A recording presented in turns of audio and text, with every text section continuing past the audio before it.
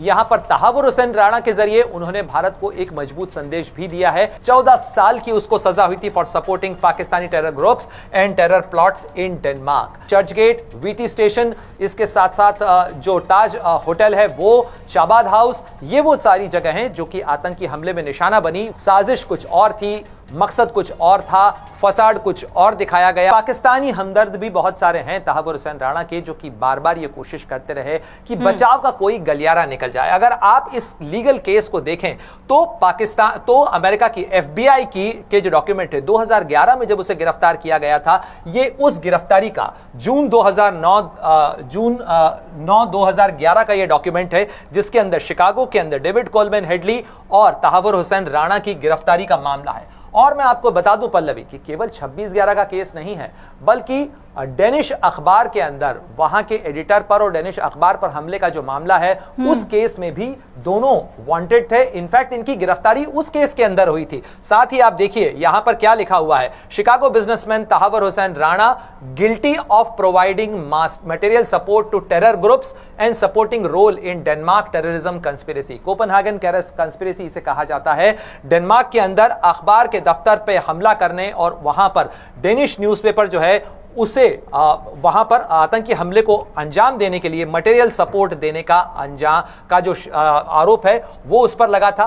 साथ ही ये terrorist organisation जो कि पाकिस्तान में मौजूद है, कौन से पर टेररिस्ट ऑर्गेनाइजेशन है, चाहे लश्कर ए तोयबा हो, चाहे हिजबुल मुजाहिदीन हो, ये सारे आतंकी संगठन, चाहे जैश ए मोहम्मद हो, ये आतंकी संगठन पाकिस्तान में मौजूद हैं। और इस केस के अंदर उसकी गिरफ्तारी हुई थी, लेकिन उसके बाद कड़ियां खुलती चली गई। और उसके बाद अगर आप अमेरिकी जस्टिस डिपार्टमेंट का फैसला देखें तो आपको यूनाइटेड स्टेट्स अटॉर्नी ऑफिस के अंदर जो कि इलिनॉय स्टेट यानी शिकागो जहां पर मौजूद है, उसका ये डॉक्यूमेंट बताता है कि Tahawwur Rana sentence for 14 years in prison. 14 साल की उसको सजा हुई थी for supporting Pakistani terror groups and terror plots in Denmark. लेकिन मुंबई आतंकी हमले के मामले के अंदर उससे कुछ राहत भी मिली थी। इनफैक्ट कोविड के समय में तो स्थिति यह थी कि वो बाहर आ गया था कंपैशनेट ग्राउंड्स के ऊपर, उसे घर जाने की इजाजत मिल गई थी। लेकिन भारत ने 2023 के अंदर इस मामले में एक्स्ट्रेडिशन रिक्वेस्ट फाइल की थी कि भारत को उसकी कस्टडी चाहिए। इसमें एक महत्वपूर्ण चीज मैं आपको बता दूं, एक और इंटरेस्टिंग कैरेक्टर है जो कि को कंस्पिरेटर था, डेविड कोलमैन हेडली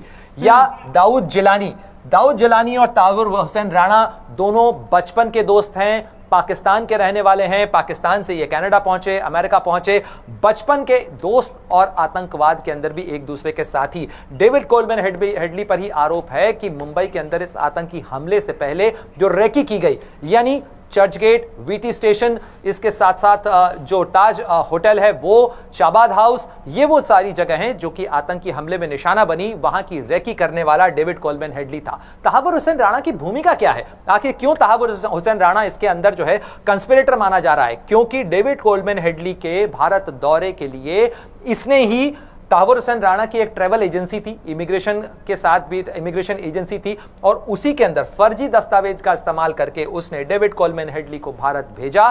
साजिश कुछ और थी, मकसद कुछ और था, फसाड कुछ और दिखाया गया कि वो कारोबार बढ़ाने के सिलसिले के अंदर भारत आना चाहता है, मुंबई आना चाहता है, लेकिन असली मकसद था भारत के अंदर आतंकी हमले को अंजाम देना। इसीलिए डेविड कोलमैन हेडली यहां पर आया था। और ये जो सारे शख्स आपको नजर आ रहे हैं, ये भारत के मोस्ट वांटेड हैं। ज़कीउर रहमान लखवी और हाफिज मोहम्मद सईद तो रिश्तेदार भी हैं, आपस में जुड़े हुए हैं। साथ ही यहां पर जो पाकिस्तान के हैंडलर्स थे, जिनके ऑडियो टेप्स भी इंटरसेप्ट किए गए थे उस आतंकी हमले के दौरान में, यानी अपने हैंडलर्स के साथ में वो आतंकी कनेक्शन में थे, लगातार संपर्क कर रहे थे, बाकायदा पाकिस्तान से उन्हें इंस्ट्रक्शंस दिए जा रहे थे, और पीछे से पाकिस्तान और उसकी जो खुफिया एजेंसी ISI है उसके जो लोग थे वो भी इस कंस्पिरेसी के अंदर इन्वॉल्व थे। ये अजमल अस्कसाब से जो पूछताछ हुई उसमें भी सामने आया। तो ये सारी जो भूमिका है खासतौर पर तहावुर हुसैन राणा की, वो यहां पर खुलकर सामने आती है। और अब जब इस केस के अंदर गिरफ्तारी के साथ साथ पूछताछ भी हुई 26/11 के आतंकी हमले के अंदर, that he was responsible for the November 8, 2000 attacks in Mumbai in India. The defendant Thahavur Hussain Rana was convicted of the charges following a 3-week trial in US District Court. यानी अमेरिका के अंदर उसे सजा हो चुकी थी। जो आपने सवाल पूछा कि आखिर देर क्यों लगी, क्योंकि अमेरिका के कोर्ट सिस्टम के अंदर वो अपील पर अपील करता गया। उस अपील के अंदर उसने यहां तक कहा कि भारत के अंदर मेरी जान को खतरा हो सकता है, मुझे मारा जा सकता है। भारत की कोर्ट सिस्टम्स को लेकर भी उसने बहुत सारे सवाल अपनी प्ली के अंदर दाखिल किए, लेकिन आखिरकार भारत की जो कोशिशें थी वो भी रंग लाई पल्लवी, और साथ ही अमेरिका की कानूनी व्यवस्था ने भी इस चीज को स्वीकार किया। उसकी सारी अपील रिजेक्ट हो गई। यहां तक कि पाकिस्तान की सुप्रीम कोर्ट ने भी, यहां तक कि अमेरिका की सुप्रीम कोर्ट ने भी जो पाकिस्तानी मूल का तहावुर हुसैन राणा है उसकी केस को रिजेक्ट कर दिया। लेकिन डेविड कोलमैन हेडली जो है, इस मामले के अंदर डेविड कोलमैन हेडली ने प्ली बार्गेन कर लिया, यानी वो सरकारी गवाह बन चुका है। भारत ने उसका भी प्रत्यर्पण मांगा था, लेकिन उसका प्रत्यर्पण भारत नहीं हो रहा है। साथ ही अमेरिका की तरफ से कहा गया कि चूंकि वो अमेरिकी कानून के तहत प्ली बार्गेन कर चुका है, वो अपना जुर्म कबूल करने के साथ साथ सरकारी गवाह बन चुका है, वो अपनी सजा अमेरिका के अंदर काट रहा है, इसलिए उसे भारत को नहीं सौंपा जा सकता है। लेकिन वो अभी भी अमेरिका की जेल के अंदर है। साथ ही जेल के अंदर वहां पर तहावुर हुसैन राणा भी था, जो लॉस एंजलिस के LAPD जैसा कहा जाता है, लॉस एंजलिस पुलिस डिपार्टमेंट, वहां का जो मेट्रोपॉलिटन डिटेंशन सेंटर था, वहां पर उससे रखा गया था। और ये तमाम वो दस्तावेज हैं जो बताते हैं कि किस तरीके से इन लोगों की गिरफ्तारी हुई है, किस तरीके से वहां पर इन्हें जो है प्रोसिक्यूट किया गया। और डोनाल्ड ट्रंप कम से कम उन्होंने टैरिफ के मामले पे भले ही उनकी एक तरीके से उनके फैसलों की सजा मिल रही हो कई लोगों को, लेकिन यहां पर तहावुर हुसैन राणा के जरिए उन्होंने भारत को एक मजबूत संदेश भी दिया है कि टेररिज्म के नाम पर अमेरिका का जो समर्थन है, अमेरिका का जो साथ है, वो भारत को मिल सकता है इस मामले के अंदर। तो ये भारत की जो कूटनीतिक कोशिशें हैं उनके लिहाज से भी ये बड़ी कामयाबी कही जा सकती है। कुछ समय पहले भारत का जो माईगव है उसकी तरफ से ये पुरानी जो बाइट है वो प्ले की गई थी, और ये साफ तौर पर बताती है कि किस तरीके से उस समय गुजरात के मुख्यमंत्री के तौर पर प्रधानमंत्री नरेंद्र मोदी ने ये जो दोस्ती की तस्वीर है, इस दोस्ती की तस्वीर के साथ साथ जो तस्वीर सामने आई थी, वो जो कोशिशें थी वो अब रंग लाती हुई नजर आ रही हैं। अच्छा प्रणय, एक सवाल जो मेरे दिमाग में इस वक्त आ रहा था, वो सवाल दरअसल ये है कि तहावुर राणा के प्रत्यर्पण को लेकर जिस तरीके से बातें चल रही हैं वो तो ठीक है, लेकिन कसाब का केस ले लीजिए। कसाब को जब बताया गया कि एक पाकिस्तानी नागरिक था, उस समय पाकिस्तान बार बार ये झुठलाने की कोशिश कर रहा था कि कसाब पाकिस्तान का रहने वाला ही नहीं है। बाद में जब सबूत सामने आए, जब दबाव उस पर पड़ा, तब उसे ये मानना पड़ा। तहावुर के केस में पाकिस्तान अपने कदम पीछे नहीं कर सकता, क्योंकि जो साक्ष्य है, जो सबूत हैं, वो इंटरनेशनल कोर्ट में भी हैं। ऐसे में अब पाकिस्तान तो किसी भी हाल में इस बात से इनकार नहीं कर सकता, जैसे वो बार बार इनकार करता रहता है कि वो आतंकियों का पनाहगार नहीं है, आतंकी खुद उसके ऊपर हमला करते हैं, वो कहीं से भी आतंकियों को सपोर्ट नहीं करता। तो आने वाले दिनों में पाकिस्तान किस तरीके से, अब वो क्या करेगा, इसका जो असर है वो पाकिस्तान पर क्या होगा, खास तौर से इंटरनेशनल स्टेज पर? देखिए, पाकिस्तान के बारे में यही कहा जाता है, जैसे आमतौर पर प्रचलित उसमें एक्सप्रेशन में कहा जाता है, शर्म भी महसूस करने की चीज होती है। कुछ लोग महसूस करते हैं, कुछ लोग महसूस नहीं करते हैं। पाकिस्तान के सामने इतने उदाहरण, इतने नमूने आ चुके हैं, केवल भारत के साथ ही नहीं बल्कि ओसामा बिन लादेन पर उसने जिस तरीके का झूठ अमेरिका के साथ बोला था, और ओसामा बिन लादेन जिस जगह बरामद हुआ, अमेरिकन जो मरीन थे, अमेरिकन जो नेवी सील्स थे, उन्होंने बाकायदा एबटाबाद के अंदर जाकर ओसामा बिन लादेन को, जो पाकिस्तान का आर्मी ट्रेनिंग सेंटर है उससे कुछ ही दूरी के फासले के ऊपर ओसामा बिन लादेन को मार गिराया, वहां से उसे लेकर गए, और इन तमाम चीजों के साथ पाकिस्तान का झूठ एक्सपोज हुआ। यहां तक कि अगर आप यूएन की जो सैंक्शन टेरर ग्रुप्स और टेररिस्ट इंडिविजुअल्स की लिस्ट देखें तो उसके अंदर भी पाकिस्तानी नागरिकों की संख्या बहुत बड़ी है। लेकिन इन तमाम चीजों के बावजूद पाकिस्तान मानता नहीं है। पाकिस्तान, या कह लीजिए कि पाकिस्तान के लोग भी शर्मसार हैं इस चीज को लेकर कि आखिर वो क्या करें, क्योंकि यहां पर सीधे सीधे तौर पर जो कनेक्शन सामने आ रहे हैं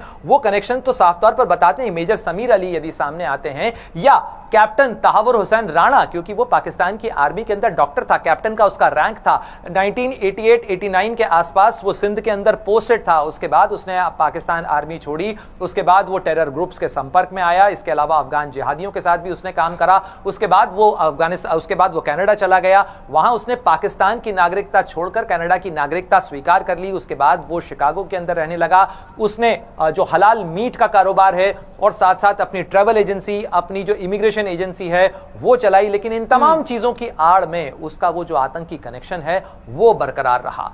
अब पाकिस्तान इनकार कर नहीं सकता। इनकार इसलिए नहीं कर सकता क्योंकि सबसे पहली बात है कि तहावुर हुसैन राणा को गिरफ्तार कहां किया गया? अमेरिका के अंदर। शिकागो से उसे गिरफ्तार किया गया। अमेरिका की कोर्ट के तमाम दस्तावेज जो हैं वो लगातार ये बताते हैं कि वो पाकिस्तानी मूल का नागरिक है और तहावुर हुसैन राणा जो है वो उसका पाकिस्तान के आतंकी संगठनों से संबंध रहा है। देखिए यहां पर साथ साथ ये पाकिस्तान के जस्टिस, ये अमेरिका के जस्टिस डिपार्टमेंट का डॉक्यूमेंट है जो ये कह रहा है। तो पाकिस्तान किस किस को झुठलाएगा? वो भारत के आरोपों से इनकार कर सकता है, वो भारत के तर्क और दलीलों को दरकिनार कर सकता है, लेकिन वो अमेरिका के तर्क और दलीलों और साथ ही इन दस्तावेजों को कैसे दरकिनार करेगा? क्योंकि ये सारी चीजें कोर्ट में प्रूव हो चुकी हैं। अब पाकिस्तान माने या ना माने, लेकिन ये सच तो सामने है। लेकिन एक सवाल जो आपने पूछा, जाहिर तौर पर पाकिस्तान को इस चीज की चिंता जरूर होगी कि अब तहावुर हुसैन राणा केस भले ही पुराना हो चुका हो, लेकिन जो अब सबूत सामने आएंगे, क्योंकि अमेरिका ने अपने नजरिए से पूछताछ की होगी, लेकिन जब भारत की एजेंसी पूछताछ करेंगी तहावुर हुसैन राणा से, तो कई जो मुर्दे दफन किए गए होंगे पाकिस्तान ने, जिन्हें दबाने की कोशिश की होगी, वो सारी चीजें अब खुलकर सामने आएंगी। क्योंकि अब सीधे सीधे यहां पर भारत, पाकिस्तान और 26/11 के आतंकी हमले का मामला है और कड़ियां कई आतंकी हमलों के सिलसिलों तक जुड़ी हुई हैं। बहुत सारे केसेस, बहुत सारी कड़ियां ऐसी हैं जिन पर ऐसे सवाल हैं, क्योंकि ये सवाल और सिलसिला केवल 26/11 का नहीं है। उससे पहले के पार्लियामेंट अटैक का भी केस है, उसके पहले 1999 का जो IC 814 का कंधार हाईजैक केस था, उसका भी मामला है। बहुत सारे केसेस ऐसे हैं भारत के पास, ऐसे कई घाव हैं जो पाकिस्तान ने आतंक के घाव के तौर पर उसे दिए हैं, और उन तमाम सवालों की कड़ियों को जोड़ने की कोशिश